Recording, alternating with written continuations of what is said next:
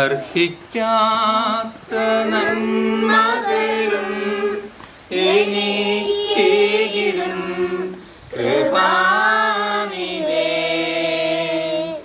യാചിക്കാത്ത നന്മകൾ പോലുമേ എനിക്കേകിയോനു സ്തുതി. യാചിക്കാത്ത നന്മകൾ പോലുമേ എനിക്കേകിയോനു സ്തുതി. നമ്മൾ ശരിക്കും പറഞ്ഞാൽ ഇന്നത്തെ കാലഘട്ടത്തിൽ വിവാഹത്തിന് മുമ്പേ ഒരു എഗ്രിമെൻറ്റ് വെക്കും. നമുക്ക് ഒരു 2 വർഷം 4 വർഷം 5 വർഷം കഴിഞ്ഞിട്ട് നമുക്ക് മക്കൾ മതി, അല്ലെങ്കിൽ ഒരു കുട്ടി മതി. ഇന്ന് അത് കുറച്ചും കൂടെ വളർന്നു. ഇനി നമുക്ക് 2 പേർക്ക് ഒരുമിച്ചങ്ങ് ജീവിച്ചാൽ മതിയെന്ന് പോലുമുള്ള ഒരു കാലഘട്ടത്തിൽ ഈ ഒരു കുടുംബം കാരണം ഇപ്പോൾ അവരാ സന്തോഷത്തിൻ്റെ രമ്യ ആദ്യം ഒരു ചെറിയൊരു മടിയുണ്ടായിരുന്നു. തൻ്റെ കുടുംബത്തിൽ 3 മക്കളാണല്ലോ ഉള്ളത്.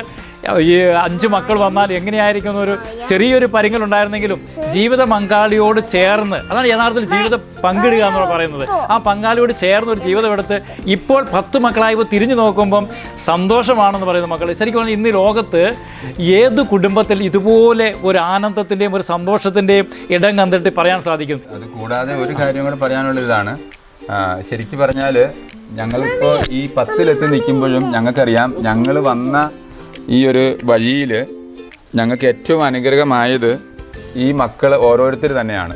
കാരണം ഞങ്ങൾക്ക് പറയാൻ പറ്റും, ഈ യെശയ്യാ 45 പറയുന്നത് പോലെ, ഞാൻ നിനക്ക് മുൻപേ പോയി മലകൾ നിരപ്പാക്കുകയും പിച്ചളവാതിലുകൾ ഒടിക്കുകയും ഇരുമ്പോടാമ്പലുകൾ ഒടിക്കുകയും ചെയ്യും. ഇത് ഒക്കെ എൻ്റെ ജീവിതത്തിൽ പ്രാവർത്തികമാകിയത്, ഞങ്ങളുടെ ജീവിതത്തിൽ പ്രാവർത്തികമായത് ഈ മക്കളെ പ്രതി മാത്രമാണ്. ഓരോരുത്തരെ തരുമ്പോഴും ഇതനുസരിച്ച് ഇപ്പോൾ ആദ്യം ഞങ്ങൾ പറഞ്ഞു, ഏറ്റവും ഈ മലയുടെ മണ്ടയ്ക്കെന്ന് ഞങ്ങൾ ഓരോ ആളെ തന്നപ്പം അവിടുന്ന് ഒരു 1 കിലോമീറ്റർ താഴെ ഇറങ്ങി. അടുത്ത ആളെ വന്നപ്പം അവിടുന്ന് വീണ്ടും താഴെ ഇറങ്ങി. അത് ഞങ്ങളിത് പറയുമ്പോഴും ഞങ്ങൾക്കും അറിയാം, ഈ നാട്ടിലുള്ളവർക്കും അറിയാം, എല്ലാവർക്കും അറിയാവുന്നതാണ്. കാരണം ഞങ്ങളുടെ എവിടെ നിന്നിരുന്ന ഞങ്ങളാണ് ഇന്ന് ഇവിടെ എത്തിയതെന്ന് ചോദിച്ചാൽ ഈ മക്കളെ പ്രതി മാത്രമാണ്. കാരണം മക്കളാണ് ഞങ്ങളുടെ സമ്പത്തെന്ന് പറയുമ്പോഴും സമ്പത്തിനൊപ്പം തന്നെ ഞങ്ങൾക്ക് ആവശ്യമുള്ള സമ്പത്തെല്ലാം ദൈവം അതിനോട് കൂട്ടിച്ചേർന്ന് തന്നിട്ടുണ്ട്. ഓരോ സമയത്ത് ഓരോരുത്തരിലൂടെയും അത് കൃത്യമായി തന്നിട്ടുണ്ട്. അപ്പോൾ വചനത്തിൽ പറയുന്ന പോലെ മക്കൾ സമ്പത്താണെന്ന് പറയുമ്പം അത് എല്ലാ വശത്തിലും, സാമ്പത്തിക വശത്തിലും തമ്പുരാൻ അത് ചേർത്ത് തന്നിരിക്കുന്നു അല്ലേ? ആത്മീയ തലത്തിലും ഭൗതിക തലത്തിലും എല്ലാം ഞങ്ങൾ അനുഗ്രഹമായി ചേർത്ത് തന്നിരിക്കുന്നു. ഇത് തന്നെ വലിയൊരു അനുഭവം. മോളുടെ പേരെന്നായിരുന്നു? എൻ്റെ പേര് അസിൻ തെരേസ്. നാലാമത്തെ ആളല്ലേ? അസിൻ തെരേസ്. മോളെ ക്ലാസ്സിലാണ് പഠിക്കുന്നത്? ഞാൻ 6ാം ക്ലാസ്സിൽ പഠിക്കുന്നു. മോൻ്റെ പേരെന്നാ കൂട്ടാ? ലിയോട്ടോം സെബാസ്റ്റ്യൻ. എത്രാം ക്ലാസ്സിൽ പഠിക്കുന്നത്? 4ല്. മോൻ്റെ പേരെന്നാ?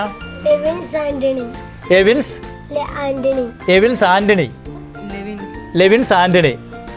ഞങ്ങൾ ഓരോ മക്കളുണ്ടാവുമ്പോഴും ആ ദിവസം തന്നെ ദൈവം ഞങ്ങൾക്ക് പേര് തന്നിട്ടുണ്ട്. അതായത് ഓരോരുത്തരുടെ പേര് ഞങ്ങൾ നാളത്തേക്ക് വച്ചിട്ടില്ല, അതിനു മുമ്പ് ഞങ്ങൾക്ക് തന്നിട്ടുമില്ല. ഒന്ന് ഇവരുടെ പേരിനോട് ചേർത്ത് അനുദിന വിശുദ്ധരുടെ പേരുണ്ട്.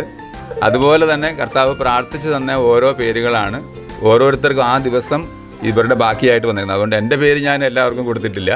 കർത്താവ് തന്ന പേരാണ് നമ്മൾ കൂടുതലായിട്ടും എല്ലാവർക്കും കൊടുത്തേക്കുന്നത്. അതുവരെ അങ്ങനെ തന്നെയാണ്. ഇത് തന്നെ വലിയൊരു സാക്ഷ്യമാണ്. യഥാർത്ഥത്തിൽ മക്കളെ ദൈവമാണ് തരുന്നത്.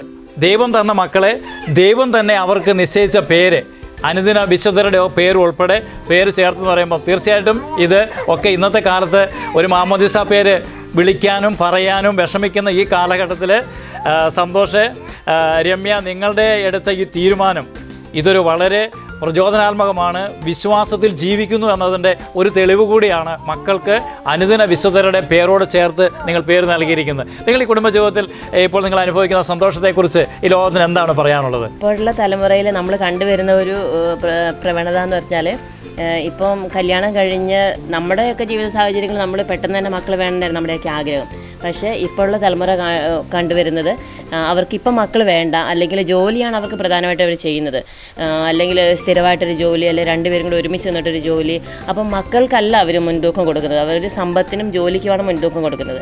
അപ്പോൾ ഇപ്പോഴുള്ള തലമുറയുടെ ഞങ്ങളെ സംബന്ധിച്ച് ഞങ്ങളുടെ ജീവിതം വെച്ച് നോക്കുമ്പോൾ ഞങ്ങൾ പറയാനുള്ളത്, മക്കൾ വിവാഹ കൂതാശ പരിക്രമം ചെയ്ത് കഴിഞ്ഞാൽ അന്നേരം തന്നെ പെട്ടെന്ന് ഏറ്റവും അടുത്ത് തന്നെ മക്കൾക്ക് ജന്മം നൽകുക.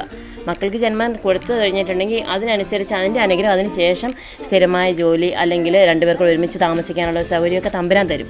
അപ്പം വിവാഹ ജീവിതം കഴിഞ്ഞാൽ തന്നെ മക്കൾക്ക് ജന്മം കൊടുക്കുക എന്നുള്ളതാണ് ഏറ്റവും പ്രധാനമായിട്ട് വേണ്ടതെന്ന് നമുക്ക് ഇപ്പോഴുള്ള തലമുറയോട് നമുക്ക് പറയാനായിട്ട് പറ്റുന്നത്. തീർച്ചയായിട്ടും ഇതൊരു വലിയൊരു സന്ദേശമാണ്, വലിയൊരു മെസ്സേജാണ്.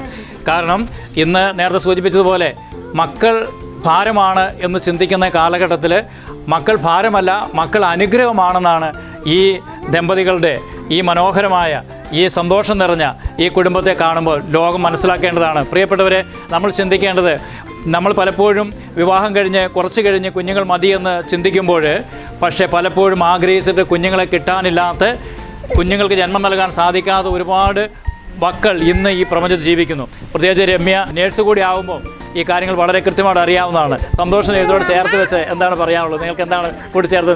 നിങ്ങളുടെ സംഭാഷണമാണ് ഞങ്ങൾ കേൾക്കേണ്ടത്. എന്താണ് പറയാനുള്ളത്? നമ്മളിങ്ങനെ വിവാഹ ജീവിതത്തിലേക്ക് പ്രവേശിക്കുന്ന മക്കളോടിങ്ങനെ കൂടുതലായിട്ടും നമ്മുടെ റിലേറ്റീവ്സ് ആയിട്ടുള്ള മക്കളെയൊക്കെ നമ്മളിങ്ങനെ സംസാരിക്കാറുണ്ട്, വിവാഹം ഉറപ്പിച്ച് വെച്ചവരോടൊക്കെ സംസാരിക്കാറുണ്ട്. അപ്പോൾ അവരോട് നമ്മൾ പറയാറുണ്ട് ഇങ്ങനെ ഏറ്റവും അടുത്ത് തന്നെ കുഞ്ഞുങ്ങൾക്ക് ജന്മം നൽകണം കേട്ടോ എന്നിങ്ങനെ പറയുമ്പോഴത്തേക്കും അവർ ഭയങ്കരമായിട്ട് അതിൽ നിന്ന് ഒഴിഞ്ഞു മാറുകയാണ്. അയ്യോ അങ്ങനെയൊന്നും പറയില്ല ആൻറ്റി അല്ലെങ്കിൽ ചേച്ചി എന്നിങ്ങനെ വിളിച്ച് സംസാരിക്കാറുണ്ട്. ഞാൻ പറഞ്ഞു, നമ്മൾ ആഗ്രഹിക്കുമ്പോഴല്ല തമ്പുരാൻ മക്കളെ തരുന്നത്. തമ്പുരാൻ നമ്മളെ വിവാഹ ജീവിതത്തിലേക്ക് വിളിച്ചിരുന്നത് മക്കൾക്ക് ജന്മം കൊടുക്കാനാണ്. അപ്പോൾ അത് തമ്പുരാൻ തരുന്ന സമയത്ത് തന്നെ നമ്മൾ സ്വീകരിക്കണം. ചിലപ്പോൾ നമ്മൾ ഇപ്പോൾ വേണ്ടാന്ന് വെച്ചിട്ട് ജോലിക്ക് പ്രാധാന്യം കൊടുത്തിട്ടുണ്ടെങ്കിൽ ചിലപ്പോൾ നമ്മൾ ആഗ്രഹിക്കുന്ന സമയത്ത് അത് തമ്പുരാൻ തരണമെന്നില്ല. അപ്പോൾ അതൊക്കെ നമ്മളിങ്ങനെ പറഞ്ഞു കൊടുക്കാറുണ്ട്.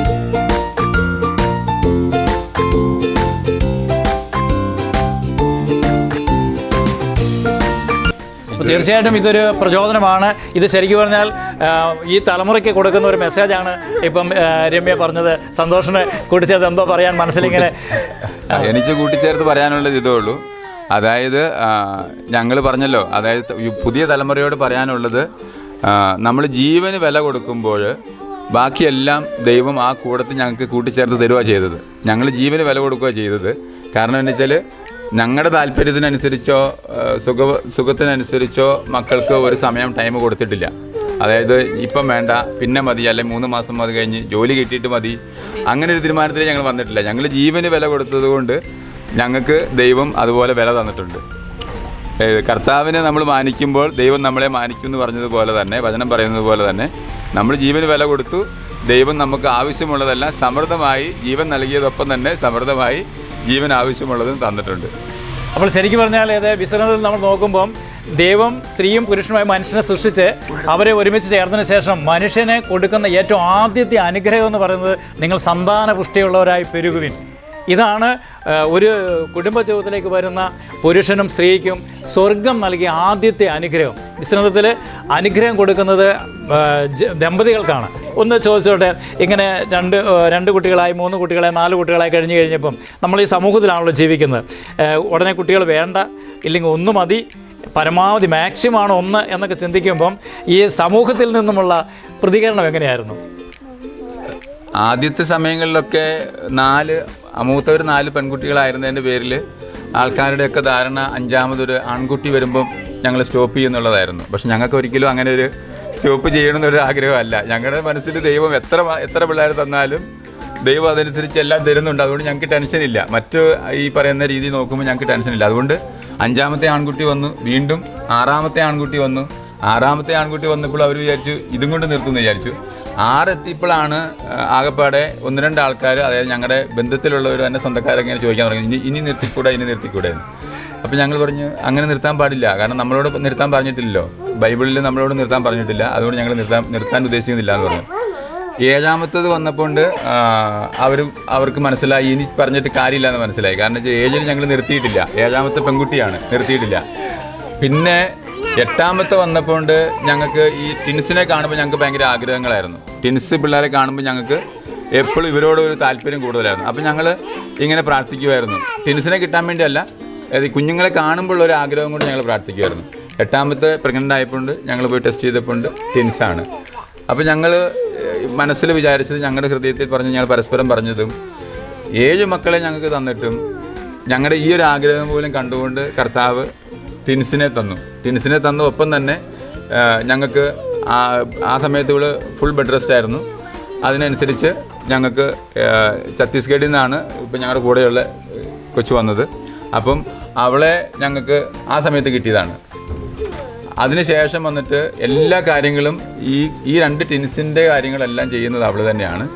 അപ്പം നമ്മൾ വിചാരിക്കുന്നതിനെക്കാട്ടിൽ അല്ലെങ്കിൽ ഞങ്ങളുടെ മനുഷ്യ ബുദ്ധിക്ക് ചിന്തിക്കുന്നതിനെക്കാട്ടിൽ കൂടുതലായിട്ട് ഈ 8ാമത്തെ ഈ ബെഡ് റെസ്റ്റ് മുതൽ ഇവരുടെ പ്രസവം, സിസേറിയൻ 2 പേരെ നോക്കുന്നത്, ഇപ്പം 10ാമത്തെ കുട്ടിയുടെ സമയവും എല്ലാം കൃത്യമായിട്ട് ക്രമീകരിച്ച് ഇവളെ കൊണ്ട് ഈ കാര്യങ്ങളെല്ലാം ക്രമീകരിച്ച് ഞങ്ങൾ നടത്തിക്കൊണ്ട് പോകുന്നുണ്ട്. അപ്പം ഞങ്ങൾക്ക് അതിനൊന്നും ടെൻഷനില്ല. കാരണം ഞങ്ങളുടെ ഈ സാമ്പത്തിക മേഖലകളിൽ ഞങ്ങൾ ടെൻഷൻ അടിക്കാറില്ല, മക്കളെക്കുറിച്ച് ഓർത്ത് ടെൻഷൻ അടിക്കാറില്ല. കാരണം എന്ന് വെച്ചാൽ ഇവരോട് ഞങ്ങൾ ഓരോ സമയത്തും പ്രാർത്ഥിച്ച് പറഞ്ഞു വിടുന്നത് അത് മാത്രമേ ഉള്ളൂ. കാരണം ഞങ്ങളെ കണ്ടിട്ട് നിങ്ങൾ പഠിച്ചാൽ മതി, ഞങ്ങൾ 2 പേരിലുള്ള എന്താണോ അത് മാത്രം കണ്ട് പഠിച്ചാൽ മതി എന്നാണ് ഞങ്ങൾ ഇവരോട് പറയാറുള്ളത്. Praise the Lord.